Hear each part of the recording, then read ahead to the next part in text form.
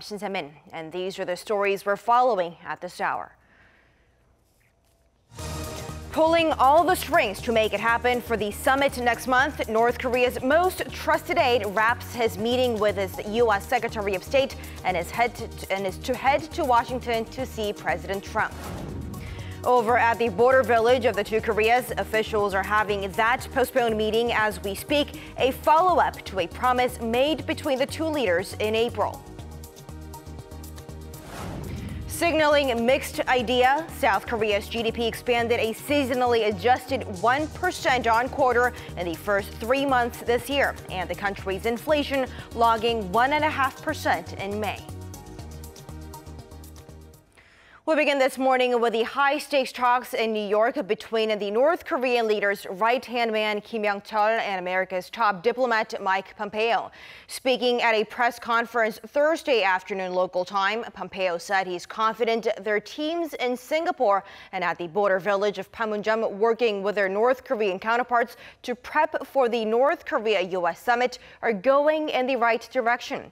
For more on this, we connect live to our Lee Ji-won, who's on the line for us following this latest development for us at Seoul's Foreign Affairs Ministry. Ji-won, so tell us more about what Pompeo had said. Pompeo said much progress has been made not only in his talks with Kim Yong-chol but also in meetings at the other venues. But there remains a great deal of work to do, including convincing the North that in fact their security is greater without nuclear weapons. Pompeo reiterated how he made it clear to the regime numerous times, including in his recent talks with Kim and his meeting with North Korean leader Kim Jong-un during his visit to Pyongyang, of his, President Trump, and the United States' objective of the complete, verifiable, and irreversible denuclearization of the Korean Peninsula. He added they also made sure North Korea is clearly aware of the brighter path the U.S. is ready to help Pyongyang make should it denuclearize. And Secretary Pompeo said he has faith in the North Korean leader. It will take bold leadership from Chairman Kim Jong-un if we are able to seize this once-in-a-lifetime opportunity to change the course for the world. President Trump and I believe Chairman Kim is the kind of leader who can make those kinds of decisions, and that in the coming weeks and months, we will have the opportunity to test whether or not this is the case. Pompeo added he and Kim Yong-chol discussed how North Korea and the U.S. face a pivotal moment in opening a new era of peace, prosperity, and security, and the two sides should not let this opportunity go to waste. Now, Ji-won, we have also learned that Kim Yong-chol is heading over to Washington, something that President Trump had mentioned as well. And mind you, this senior North Korean official is someone who needed a travel waiver for his trip to the U.S., as he is one of the North Korean officials still on America's sanctions list. Yes, the U.S. placed sanctions on Kim in 2010 and again in 2015 for his alleged role behind Pyongyang's nuclear development and other illicit activities, including the sinking of a South Korean warship that killed 46 seamen 8 years ago. And according to State Department spokesperson Heather Nauert, Kim would need another waiver to travel outside New York. The city is the only place in the U.S. where North Korea has a diplomatic presence. Pyongyang's mission to the United Nations. So visa waivers for official visits are made relatively easier, but we do not yet have the details of Kim's trip yet. Yes. And now about this letter Kim is likely to bring to Trump, the U.S. president, before flying to Texas on Thursday, said he expects the official on Friday and that he is looking forward to seeing what's in the letter, which he believes will be very positive. But Trump also hinted on the high uncertainty of the meeting.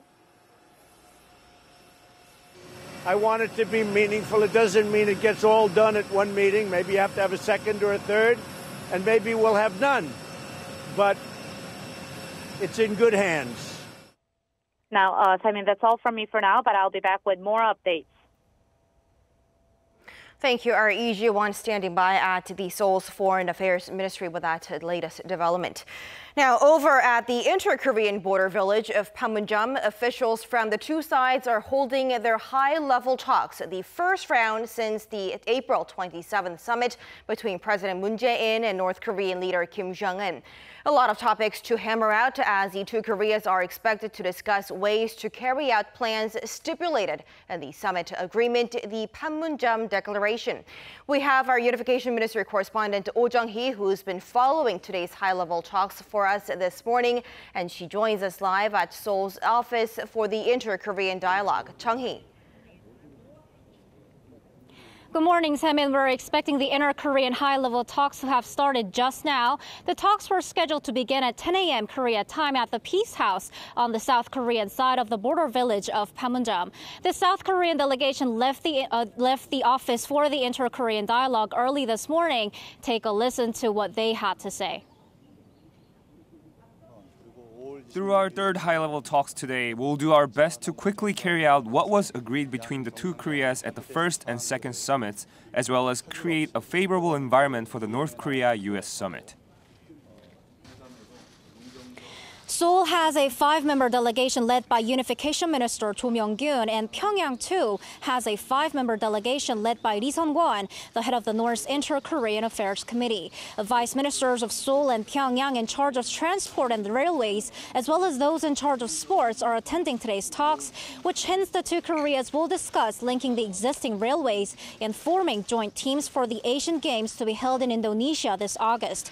And there's the possibility of forestation projects being brought up, as Seoul says the Vice Minister of its Forest Service may also be in the meeting.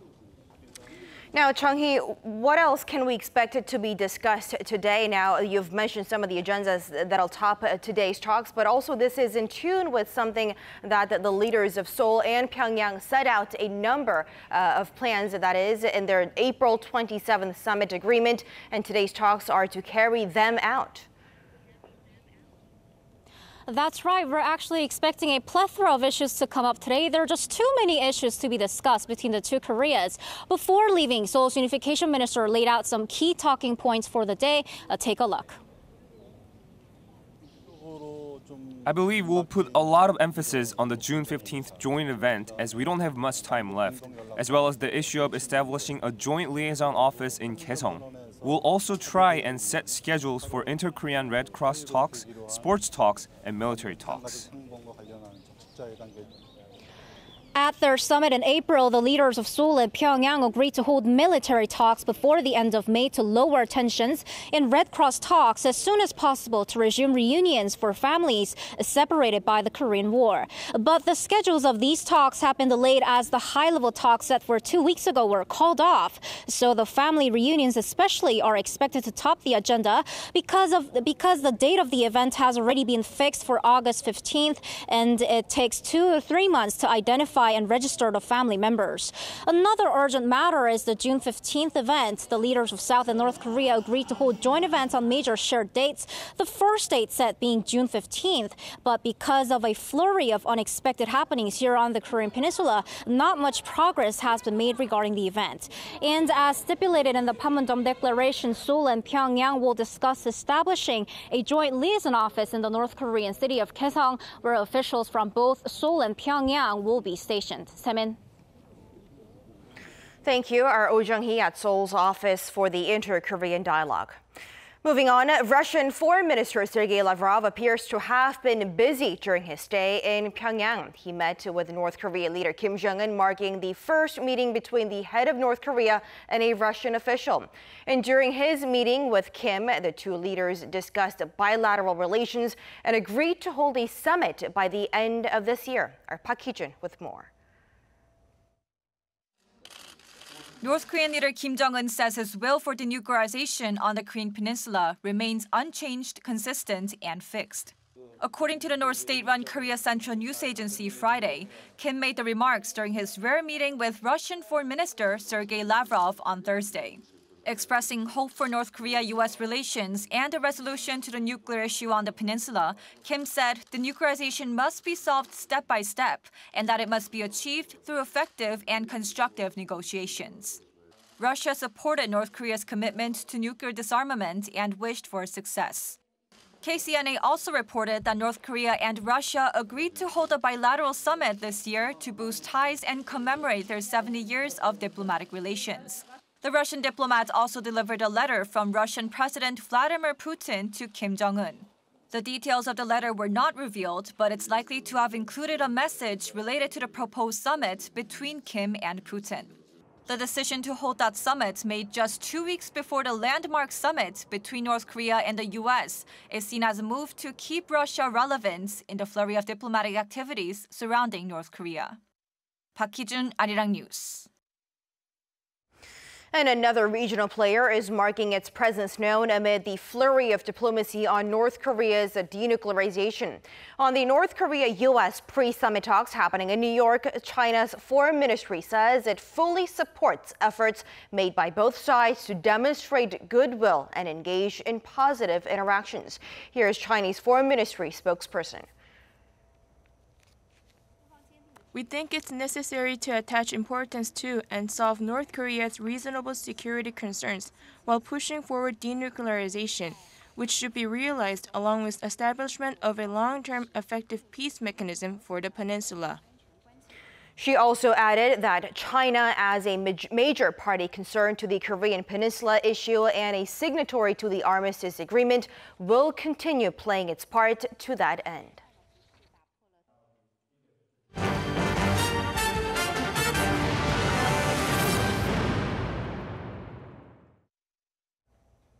South Korea's central bank has released its GDP figures for the first 3 months of 2018. It's a mixed bag, with some indicators looking good while others still struggling to get back on the recovery track. Our Kim Hye-sung reports. South Korea's economy expanded at a seasonally adjusted 1% on quarter in the first quarter of 2018. The figure is slightly below the 1.1% expansion projected in a preliminary report released in April. The Bank of Korea attributed the slower pace of growth to a fall in capital and construction investment in March. In terms of spending, capital investment and construction investment rose 3.4% and 1.8% during the January to March period, falling short of the provisional estimate in April. Private consumption edged up 0.1% to 0.7% on purchases of durable goods like automobiles and home appliances. Government spending jumped more than 2% on healthcare expenditures. Exports, which account for about half of the country's GDP, rose 4.4% on quarter on the back of semiconductors and machinery goods. Imports also went up on natural gas purchases. By economic activity, manufacturing expanded 1.6% in the first quarter. Construction grew 2.1% on quarter. The service industry rose around 1% thanks to the financial and insurance sector. On a yearly basis, GDP growth was unrevised at 2.8%, unchanged from the previous 3 months and in line with expectations. Real gross national income rose 1.3% in the first quarter. South Korea's consumer price growth remained in the 1% range for the 8th consecutive month, recording 1.5% on-year growth in May. Soaring vegetable prices and rising global oil prices drove up overall prices. Core inflation, which excludes oil and food prices, grew 1.3% on-year. Kim Hye-sung, Arirang News. And on the trade front, South Korea's outbound shipments in May made a turnaround from that shortfall in April, rising nearly 14% compared to the same period last year. Korea's trade ministry says the country logged a near $51 billion of exports last month, marking the country's 5th highest ever monthly figures. It's also the 3rd straight month that the country's exports figure topped the $50 billion mark. Imports also surged 12.6% on-year in May to $44.3 billion. The trade surplus for May came to $6.7 billion, the 76th straight month of trade surplus. The world may be teetering in the brink of a full-blown trade war. Now this after the Trump administration announced it's imposing steel and aluminum tariffs on 3 of America's closest allies, the EU, Canada, and Mexico. The U.S. tariffs will come into effect in around 6 hours from now. Our Lee Seung-jae with the report. A full-scale trade war could be on the horizon.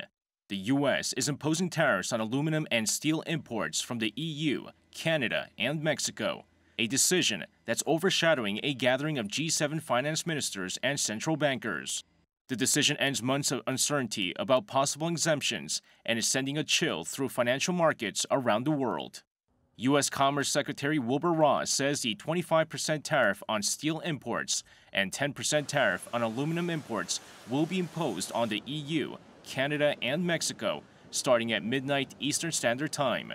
Responding to the move, the EU said it would retaliate by targeting $3.3 billion worth of American imports like Harley-Davidson motorcycles, Levi's jeans, and bourbon, and will also start a case against the U.S. at the World Trade Organization. Canada said it would impose tariffs on as much as $12.8 billion of U.S. steel, aluminum, and other products starting July 1st. Canadian Prime Minister Justin Trudeau described the U.S. measures as punitive and unacceptable, adding that the tariffs will harm industry and workers on both sides of the Canada-U.S. border, disrupting linked supply chains that have made North American steel and aluminum more competitive around the world. The Mexican government also said the U.S. action was not justified. It has vowed retaliation, threatened to impose duties on everything from U.S. flat steel to cheese. Despite the retaliatory warnings, the U.S. Commerce Secretary says Washington is not concerned. Well, even if the EU does retaliate, and even if some others do, it still will remain unlikely to be as much as 1% on our economy. Remember, just because they put tariffs on some of our products, it doesn't mean those sales will go to zero. And in the case of agriculture, they may very well find other markets that are just as good. While the world may be closer to a full-scale trade war than at any time since the 1930s, observers say the Trump administration is using tariffs to squeeze better trade terms out of China and the EU, while putting pressure on Canada and Mexico to reform the North American Free Trade Agreement. Lee Seung-jae, Arirang News. Starting from today, owners of old diesel cars will be banned from driving around the South Korean capital of Seoul on days with bad air quality. Now, the move is part of ongoing efforts to reduce levels of ultra-fine dust that choke the city's residents on an increasingly regular basis. Our Seo Bo-bin explains further. The Seoul government has rolled out a new measure to restrict people from driving old diesel-powered vehicles in the capital when emergency fine dust measures are in place. Starting Friday, diesel vehicles registered before December 2005 will be banned from Seoul from 6 a.m. to 9 p.m. on days with high levels of fine dust. The city has installed an enforcement system in 37 areas so far, and anyone violating the measures will be fined 100,000 won, roughly $94. The Seoul government is implementing these restrictions on older diesel-powered vehicles with the aim of reducing the levels of fine dust pollution in the city. Seoul City's Air Quality Management Division has been planning such measures for months. According to the Seoul City's fine dust analysis, old diesel cars are a key cause of environmental pollution, so they're being restricted. Under the new measure, we hope to see a reduction in fine dust levels. This is the most important measure. We expect to see at least a 20 to 40% reduction. The government has said that diesel vehicles that weigh less than 2.5 tons and those driven by the disabled will have a grace period until February next year to install emission reduction devices on their vehicles. But some Koreans believe there is still room for improvement. Through the government policy, the levels of fine dust can be reduced but not eliminated. Unless the environment and the factors causing fine dust pollution are improved dramatically, it will be difficult to see change. I don't think the Seoul government is doing an extremely good job, but at the government level, it seems they are doing their best. The city is also looking at extending the scope of the vehicles subject to the restriction and bringing in tougher regulations. Seo Bo-bin, Arirang News. Preparations for the second part of impeached ex-president Park Geun-hye's corruption trial kicked off early this morning, with prosecutors ready to challenge what they see as a lenient first ruling against the disgraced former leader. The first preparatory session opened at the Seoul High Court at around 10 a.m. local time, with the prosecution expected to explain how they will make their own case. They're likely to refute the lower court's ruling in April that the funds provided to the Korea Winter Sports Elite Center and the Biru and K-Sports Foundations could not be counted as kickbacks. They're also expected to protest against the court acquitting Park of various bribery and extortion charges related to Samsung Group.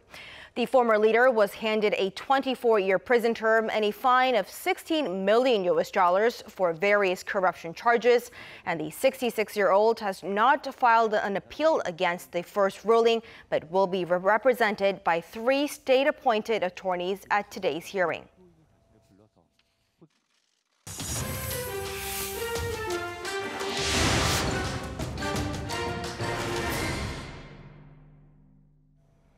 And now for a look at stories making headlines around the world, and we start this morning in Denmark.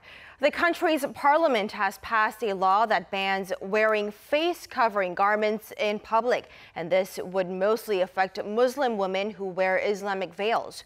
For more on this and other news around the world, we turn to our Arirang at the news center. So Adam, this new rule will certainly not go down well with the Muslim community in Denmark. What are some of the details? Well, Sam, Denmark has now joined a number of European countries, including France and Belgium, to ban such garments from being worn in public. The law, which was presented by the centre-right governing coalition, was passed in a 75-30 vote on Thursday, with 74 absentees. Lawmakers said face veils go against Danish values as they pass the bill. It is set to be implemented from August 1st, but will allow people to cover their face in what the law states as, quote, recognizable purpose. Now, this includes, for example, wearing scarves in cold weather or a motorcycle helmet to adhere to traffic laws. Beside those reasons, police will be able to instruct people to remove their veils or order them to leave public areas or even pay a fine. However, the ban is facing widespread criticism as it is being seen as directly targeting dresses such as niqab or burqa, which are worn by some conservative Muslim women. Critics say women have the right to dress as they choose and express their identity and beliefs. Supporters argue the ban enables better integration of Muslim immigrants into Danish society, claiming such garments are used to oppress women. Zinedine Zidane says he's stepping down as Real Madrid manager after 2.5 years at the helm of the Spanish football club. Thursday's surprise announcement also comes less than a week after he guided the club to its 3rd consecutive Champions League title. I think it's the moment both for me, the team, and the club to step down. It's a strange moment to do so, I know, but an important one too. I had to do this for everyone. This team has to keep winning and needs a change in order to do so. They need a new voice, perhaps a different way to work, and that is why I took this decision. The 45-year-old Frenchman took over from Rafael Benitez in January 2016 and has since won 9 trophies, including 1 La Liga title.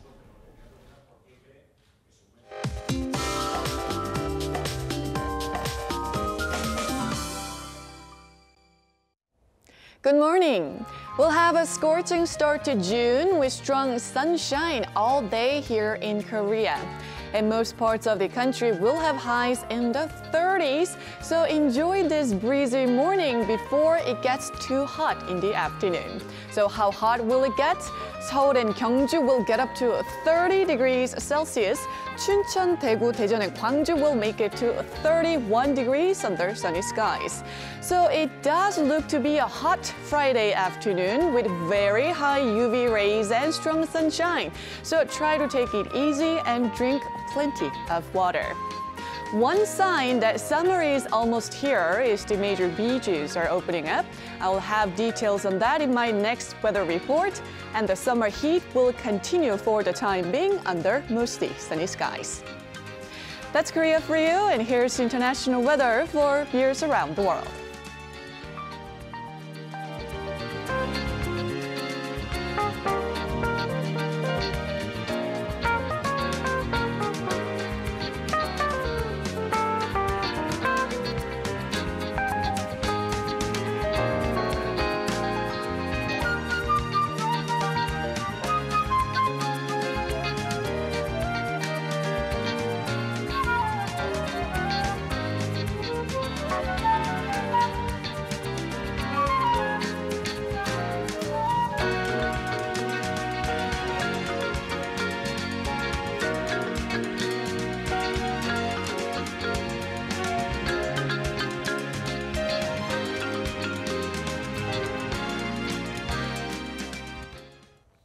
And that is it for us at the hour, but keep it tuned to Arirang News for more news updates on that high-level talks between the two Koreas happening now at the border village of Panmunjom. Thanks as always for watching, and goodbye for now.